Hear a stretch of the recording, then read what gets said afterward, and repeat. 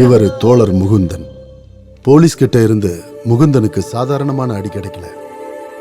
செங்கமண்ணூர் கிராமத்தில் இருக்கிற கட்சிக்கு எதிராக போராட்டம் நடத்தினதுக்கான பரிசு. இந்த மாதிரி போராட்டத்தில் அவர் நிறைய அடி வாங்கியிருக்கார். முகுந்தனோட கட்சி வாழ்க்கை ஆரம்பிச்சது இன்னைக்கோ நேத்தோ இல்லை. ஹைஸ்கூல்ல படிக்கிற காலத்துல இருந்தே மாணவர்களுக்கான எல்லா போராட்டத்திலையும் முகுந்தன் ஒரு குட்டி தலைவரா முதல்ல வந்து நிற்பாரு. வளர்ந்ததுக்கு அப்புறம் எல்லா கம்யூனிஸ்ட் கட்சிகள்லையும் முகுந்தனை பிடிக்க ஆரம்பிச்சது.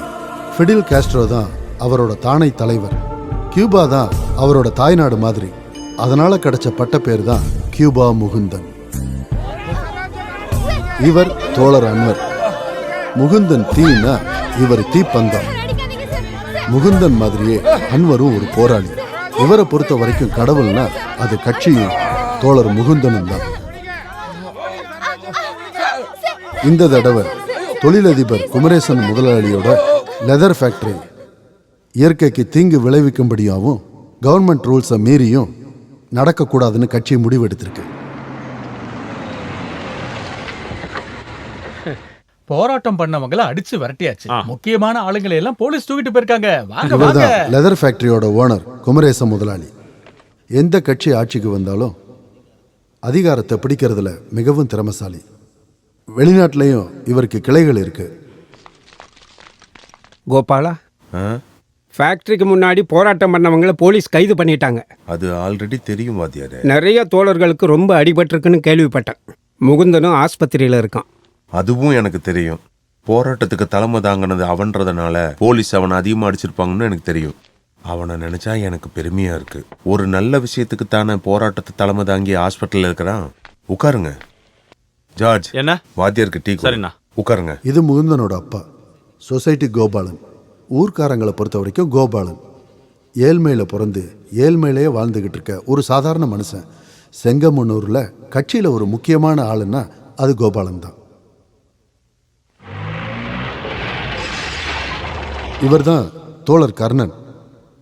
ஆட்சியில் இருக்கிற கட்சியில் ஒரு புதுமுகம். கட்சியை பொறுத்த வரைக்கும் பயங்கர அறிவாளி. இவருக்கு இருக்கிற அறிவால போராட்டம் மட்டும் இல்லை, வெட்டுக்குத்தும் பண்ணுவார். 2 பக்கம் காம்ப்ரமைஸும் பண்ணுவார். ஏணிப்படியில் ஏறும்போது கீழே பார்க்கக்கூடாதுங்கிறது அவரோட வேத வாக்கு. கட்சி சேனலுக்கு இன்டர்வியூ கொடுக்க போனதுனால தருணாவுக்கு என்னால் வர முடியல. எப்பா முகுந்தா, இப்படி அடிதடியாகவே போய்கிட்டு இருந்தா இதுக்கு எப்போ தான் முடிவு? இந்த ஊரை பொறுத்த வரைக்கும், நம்ம கட்சியை பொறுத்த வரைக்கும் நீ உயிரோட வேணும். அதனால இதுக்கு மேலே இப்படி நடக்கக்கூடாது. இதுக்கு ஏதாவது முடிவு தெரிஞ்சாகணும். என்ன பண்றது? முதல்ல ஹாஸ்பிட்டல்ல இருந்து வெளில வரேன். எங்களை அடிச்சவங்களோட ஃபேக்டரியை எரிச்சு சாம்பலாக்கிறேன். அது ஒன்றும் புத்திசாலித்தனம் கிடையாது அன்பர்.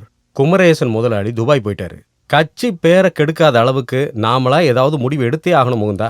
நம்ம எல்லாரும் சேர்ந்து எடுத்த முடிவு தானே அது. இப்போ என்ன காம்ப்ரமைஸ் பண்ற மாதிரி பேசுறீங்க? நம்ம கட்சி தொண்டர்களை அப்படியே சாக விட்டுற முடியுமா சொல்லு? கமிட்டி என்ன முடிவு எடுத்திருக்குன்னா முடிஞ்ச அளவுக்கு சமாதானமாக போகணும். எப்படியோ டிஸ்சார்ஜ் ஆனதும் முதல்ல அவரை போய் பார்க்கணும். பேசி பார்க்கலாம்ப்பா, என்ன சொல்ற? டிஸ்சார்ஜ் ஆகுறோம், அதுக்கு பிறகு பார்த்துக்கலாம். வாங்க வாங்க. அட, நான் இப்போதான் 2 நிமிஷத்துக்கு முன்னாடி தான் வந்தேன். உட்காருங்க. முகுந்தன், நீ என்ன தப்பா நினைக்காத. ஃபேக்டரி முன்னாடி நடக்கிற போராட்டத்தை நிறுத்த சொல்லி மட்டும்தான் நான் போலீஸ் கிட்ட சொன்னேன். ஆனா அவங்க தடியடி நடத்துவாங்கன்னு நான் நினைச்சு கூட பார்க்கல. அங்கிருந்து போக மறுக்கிறவங்களை போக வைக்கிறதுக்கு போலீஸ் பொதுவா தடியடி நடத்துவாங்கன்னு ஒரு பொதுவான ஒரு அறிவு கூட குமரேசன் முதலாளிக்கு இல்லல்ல. அட விடுப்பா, ஏதோ நடந்து போச்சு முகுந்தா. நீங்க அங்க அடி வாங்காததுனால தான் இப்படி பேசுறீங்க. நாங்க இங்க காம்ப்ரமைஸ் பேசுறதுக்காக வரல. நாங்க கேட்கறத செய்ய சொல்லி தான் வந்திருக்கோம். ஃபேக்டரி சுத்தி இருக்கிற எல்லா கிணறுலையும் தண்ணி வத்தி போச்சு. இதுக்கு ஒரு தீர்வு கண்டுபிடிக்காம ஃபேக்டரியை ஒரு போதும் நடத்த முடியாது. அதுக்கு ஏற்பாடு பண்றேன்னு சொல்லிட்டேன்ல.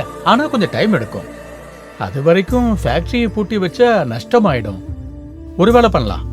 முகுந்தன் சொல்ற ஒரு 10 பேருக்கு தோழர்கள் வேலை இல்லாம கஷ்டப்படுறாங்களா, அவங்களுக்கு நான் வேலை கொடுக்கறேன். கட்சிக்கே லஞ்சமா மிஸ்டர்? பொதுமக்களை எதுவும் பாதிக்க கூடாதுன்னு தான் இந்த போராட்டமே. இதுக்கும் வேலை கொடுக்கறதுக்கும் எந்த சம்பந்தமும் இல்ல. நம்ம ஆளுங்களுக்கு வேலை கிடைக்கிறது நல்ல விஷயம் தானே முகுந்தா. நீங்க அப்படி பேசாதீங்க. அதுக்கு இல்ல, போராட்டத்தில் நாம தான் ஜெயிப்போம். ஆனால் நஷ்டங்கிறது 2 பக்கமும் இருக்கக்கூடாது. அதுக்காக தானே காம்ப்ரமைஸே பேச போகிறது. கவர்மெண்ட்டுக்கு நிறைய மெமோரன் போயிருக்கு. பொதுமக்களை நோயாளியாக்குற எந்த ஒரு விஷயமும் இங்கே நடக்கவே நடக்காது. ஒரே ஒரு காம்ப்ரமைஸ் தான். எவ்வளவு சீக்கிரம் தண்ணிக்கு ரெடி பண்ண முடியுமோ ரெடி பண்ணுங்க. அது வரைக்கும் கம்பெனி இழுத்து மூடுங்க. நான் வரேன். என்ன ஏய் முகுந்தன். கூப்பிடுப்பா. முகுந்தன், பிளான்ட்டை நடத்த எவ்வளவு செலவாகும்னு இந்த பிச்சைக்காரங்களுக்கு என்ன தெரியும்? நீ என்ன சொன்ன? போராட்டத்தை ஜெயிப்போமா? அது என்னன்னா பகிரங்கமா பகிரங்கமா எதிர்க்க ஒரு தைரியம் வேணும். பகிரங்கமாவும் தைரியமாவும் எப்ப நீ பேச கத்துக்கிறியோ அப்பதான் உன் கட்சியோ நீயோ உருப்படுவீங்க. இவன மாதிரி ஒருத்தனை விட்டு வைக்கிறது ரொம்ப ஆபத்து. அடுத்த எலெக்ஷன்ல இவனதான் வேட்பாளரா நிறுத்த போறாங்கன்னு நான் கேள்விப்பட்ட தெரியுமா? நீ தலையை சீவிக்கிட்டு கண்ணாடியை போட்டுக்கிட்டு இப்படியே திரி. உன்னோட கால வாரத்துக்கு முன்னாடி ஏதாவது செய்யலன்னு சொன்னா அப்புறம் நீ கோவிந்தாதான். எடுத்தோம் கவுத்தோன்னு எதையாவது செஞ்சா அது கட்சியை பாதிக்கும். வாய்ப்பு கிடைக்கும் போது அதை நான் பயன்படுத்திக்குவேன். வாய்ப்பு தானா வரும் குமரேச முதலாளி.